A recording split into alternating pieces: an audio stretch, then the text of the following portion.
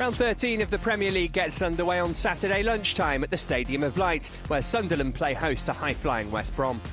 The Black Cats put an end to a wretched run last Sunday when they beat Fulham. Before that victory, it was just 1 win in 10 for Martin O'Neill's men, which had threatened to drag them into the drop zone. West Brom are flying high right now, having made their best start to a top-flight campaign in 30 years. Victory over European champions Chelsea was their third on the bounce and lifted them to fourth in the table. I've always tried to keep my feet on the ground. When things are going really well, I don't get too carried away, and when things go against us a little bit, which I'm sure they will at some stage in the season, I don't get too down. I just try and carry on nice and even, if you like. Sunderland have scored just 10 goals this season, with 6 coming from summer signing Stephen Fletcher. The ex-Wolves striker cost Sunderland £12 million in the summer and is repaying the faith showed in him by manager Martin O'Neill. He recently returned to the Scotland squad after a fallout with then-manager Craig Levein. Fletcher did score for Wolves against West Brom last season, although his side were on the end of a 5-1 thrashing.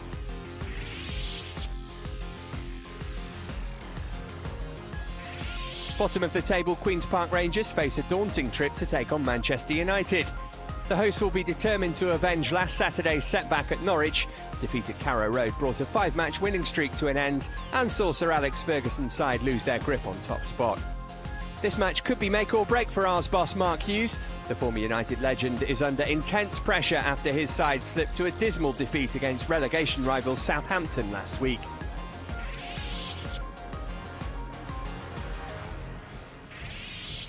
Everton's impressive start to the season has ground to a halt recently, with only 1 win in 6, although only one of those games has been a defeat, a 2-1 reverse at Reading last week. Norwich's season is almost the reverse of Everton's. A slow start has given way to some good form, including home wins over Arsenal and Manchester United. Saturday's late kick-off is at Villa Park, where Aston Villa take on Arsenal. Last week's 5-0 thrashing at Manchester City means it's just 1 win in 8 for Paul Lambert's beleaguered side, who've slipped into the bottom 3 as a result. Arsenal's emphatic beating of North London rivals Tottenham has been a timely boost to Arsene Wenger's side, though consistency continues to be an issue for the Gunners, who've recorded back-to-back league wins on only one occasion this campaign. Especially with what's going on in the league, it looks like the team is capable to show consistency as a chance. And if we are capable to show consistency now, I believe we have a chance to come back to the top teams. Sunday's action starts at the Liberty Stadium, where Brendan Rodgers takes his Liverpool side to face old employers Swansea. Michael Laudrup took the reins after Rodgers' exit, and the transition has been seamless. Last Saturday's impressive victory at Newcastle lifted the Swans to 10th, and they've already beaten Liverpool in the League Cup this season.